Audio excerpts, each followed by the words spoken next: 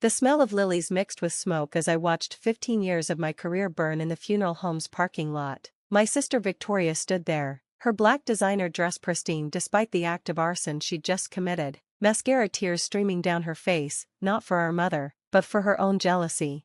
"You don't deserve that VP position," she hissed, tossing another folder onto the pyre she'd made of my professional portfolio. "Mom always said I was the smart one. I should have gotten that promotion." I stood perfectly still, hands folded, watching years of campaigns, awards, and client testimonials turn to ash on the asphalt. Behind us, mourners were still filtering out of our mother's service, some stopping to stare at the spectacle Victoria was creating. "Victoria," I said calmly, "Mom's been gone for 3 hours. Could we maybe wait a day before you destroy my life's work?" She laughed, ugly and bitter. "Life's work? You mean the job you stole from me? I'm the one who introduced you to marketing. I'm the one who got you that first internship." That was Victoria's version of history. The truth was she'd tried to sabotage my internship interview 15 years ago, telling me the wrong time so I'd miss it. I'd only gotten the job because I'd called to confirm and discovered her lie. "Are you done?" I asked, pulling out my phone to check the time. "The reception starts in 20 minutes. Give me your recommendation letter," she demanded, holding out her hand. "The one from the CEO. I know you have it with you. You carry that stupid portfolio everywhere." I reached into my bag and pulled out the sealed envelope, my recommendation for the vice president of marketing position at Morrison Associates, one of the biggest firms in the city, the job we'd both applied for, the job I'd gotten.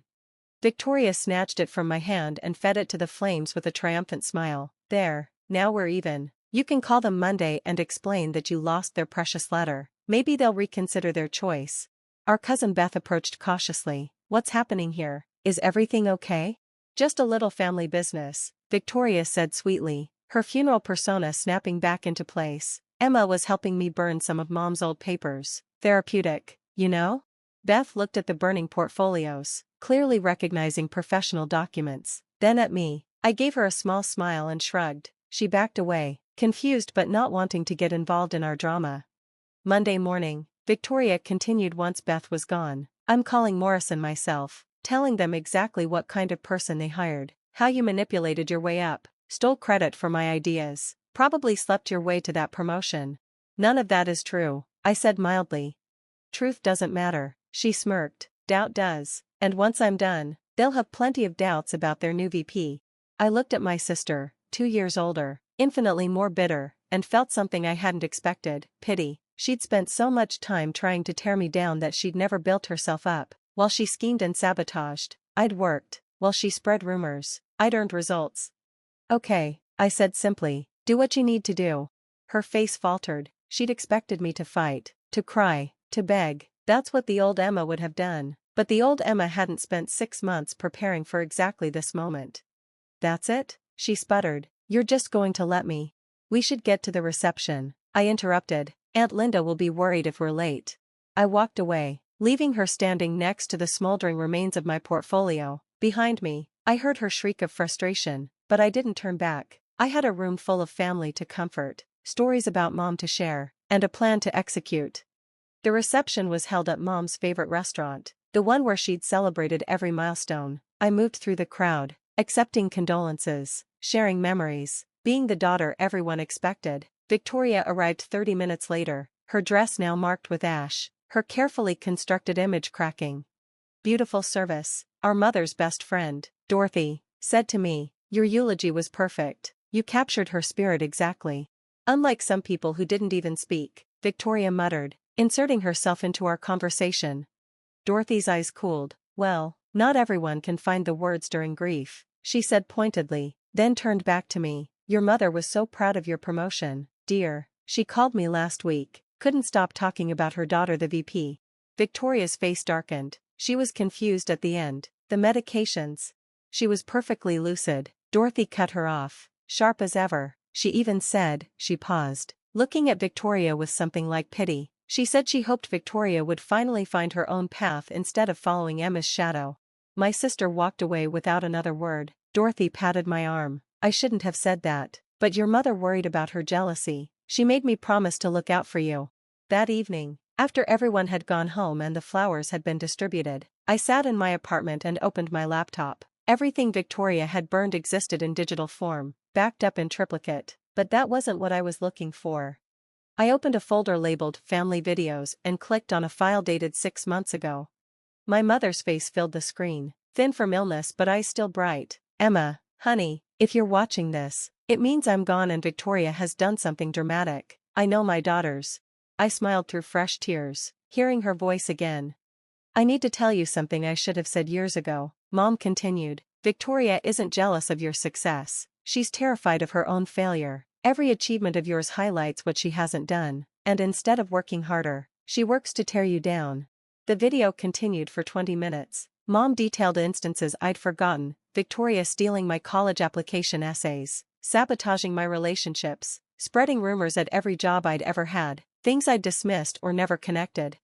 "But here's what she doesn't know," Mom said, leaning closer to the camera. "I've been documenting everything, every lie, every scheme, every act of sabotage. It's all in a safety deposit box at First National, keys in my jewelry box, in the hidden compartment. Use it if you need to protect yourself."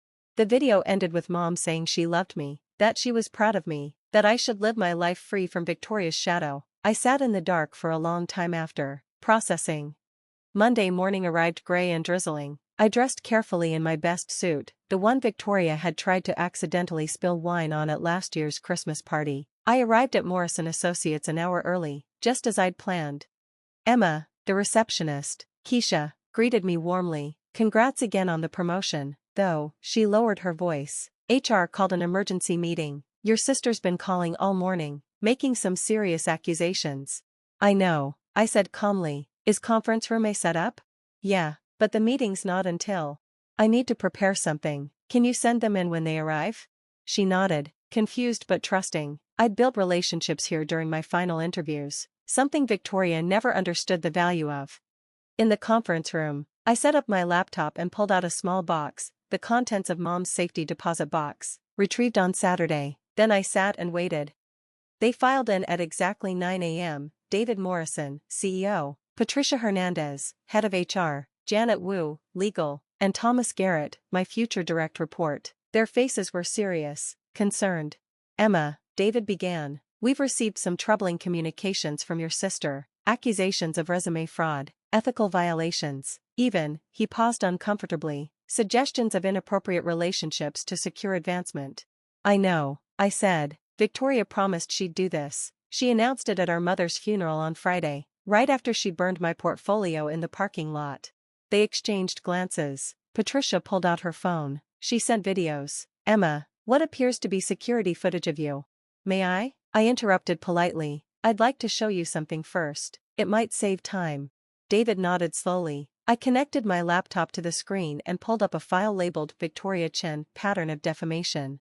"For the past 10 years, I began," clicking to the first slide. "My sister has systematically attempted to sabotage my career. What you're about to see is comprehensive documentation of her efforts, including falsified evidence, forged emails, and yes, doctored security footage." The first video played, security footage from my previous company showing Victoria breaking into my office after hours, accessing my computer. The timestamp showed it was the night before I was accused of sending inappropriate emails to clients. Emails I'd proven were sent from my terminal while I was demonstrably at a conference 3 states away. "This is from Stryker Marketing, 5 years ago," I explained. "She nearly got me fired until IT proved the emails were sent using a spoofing program downloaded that night." The room was silent. I clicked to the next slide. "This is a cease and desist order from Brennan Industries. 3 years ago, after Victoria impersonated me in emails to their board suggesting I was planning to steal trade secrets. Here's the forensic analysis proving the emails originated from her IP address." For 30 minutes, I laid out a decade of harassment, sabotage, and defamation, police reports, legal documents, sworn affidavits from former colleagues who'd witnessed her behavior. The stack of evidence Mom had compiled was thorough and damning. "And this," I said, pulling up the final video, "is from Friday afternoon."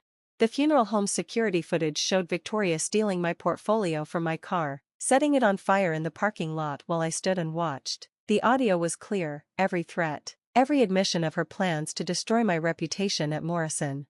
"Why didn't you stop her?" Janet asked, her legal mind clearly spinning. "Because I knew she would escalate," I replied. Victoria has always counted on me backing down, staying quiet to preserve family harmony. I needed her to finally cross a line that couldn't be ignored or explained away. The videos she sent us, Patricia said slowly, the ones that show you, are deepfakes. I finished. Good ones, but deepfakes nonetheless. I've already had a digital forensics expert analyze them. His report is in your inbox, along with a tutorial showing exactly how Victoria created them using publicly available software and photos from my social media. Thomas, who'd been quiet throughout, finally spoke. You knew this was coming. You prepared for it.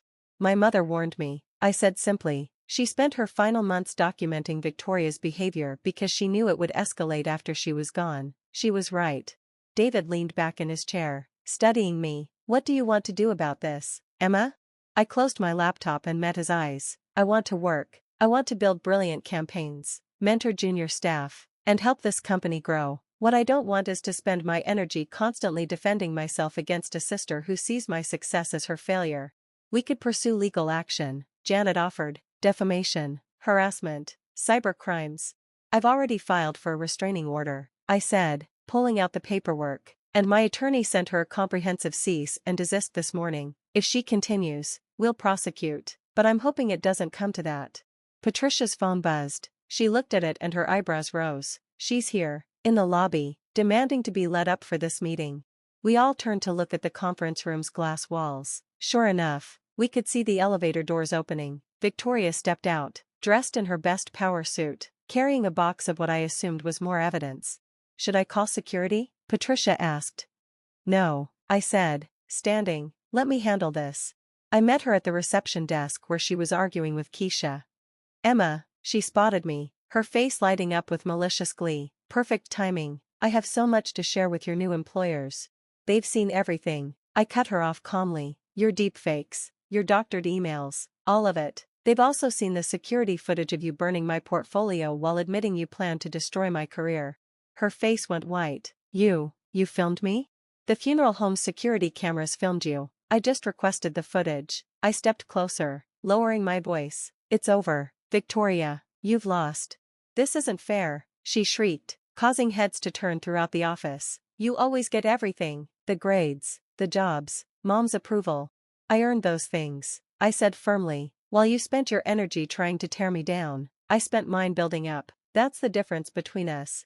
I'll ruin you, she snarled. I'll go to every company in the city. No, you won't. I pulled out my phone, showing her an email. This is from Janet Wu, Morrison's head counsel. One more defamatory statement and you'll be facing criminal charges. One more fake video and you'll be prosecuted for cybercrimes. One more attempt to contact my employer and a restraining order goes into effect.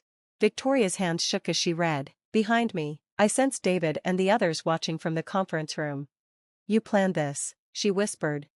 No, I corrected. Mom planned this. She saw what you were becoming and she protected me the only way she could, with the truth. Every lie you told, every scheme you hatched, she documented. She loved you, Victoria, but she wouldn't let you destroy me.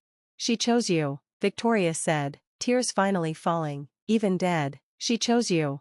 She chose both of us, I said gently. She left you the house, her investments, her jewelry collection, things that could give you a fresh start if you'd stop obsessing over what I have.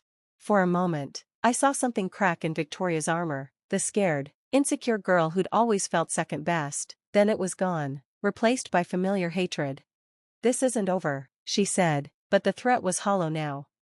Yes, it is. I turned to go, then looked back one last time. Get help, Victoria. Use Mom's money for therapy instead of schemes. Find your own path instead of trying to destroy mine. I walked back to the conference room where my new colleagues waited. Through the glass, we watched Victoria leave, her box of fake evidence clutched uselessly to her chest. Well, David said after a moment, that was certainly an interesting first day. I'm sorry for the drama, I began, but he held up a hand. Don't apologize. You handled a difficult situation with grace and preparation. Those are exactly the qualities we need in a VP, he smiled. Though maybe we should upgrade your office security, just in case. The meeting dispersed with handshakes and words of support. Patricia lingered, studying me with new respect. That must have been painful, she said, watching your sister burn your work. I thought about it. About the moment I'd watched 15 years of achievements turn to ash. You know what? It wasn't. Because I realized something standing there, those papers were just symbols. The real work, the campaigns I created, the relationships I built, the skills I developed, those can't be burned. That afternoon, I settled into my new office, corner view, executive furniture, everything I'd worked toward. On my desk, I placed a single photo, Mom and me at my college graduation, both of us beaming with pride and possibility. My phone buzzed with a text from an unknown number. I almost deleted it, assuming it was Victoria on a new phone, but something made me open it. This is Dr. Sarah Chen from Riverside Therapy Center. Your mother was my patient. She left instructions to contact you after her passing. She prepaid for family counseling sessions, hoping you and your sister might someday heal your relationship. The door is open whenever you're both ready. I saved the number, though I doubted Victoria would ever be ready, but Mom had hoped, even at the end, maybe someday. For now, I had work to do, real work, not defending against sabotage or documenting harassment, just the pure joy of creating something brilliant. I opened my laptop and began sketching out my first campaign as VP. Outside my window, the rain had stopped, and sunlight broke through the clouds. It felt like a sign: storms pass, fires burn out, but what's real endures. Victoria had been right about one thing: I did have everything. I'd earned every bit of it.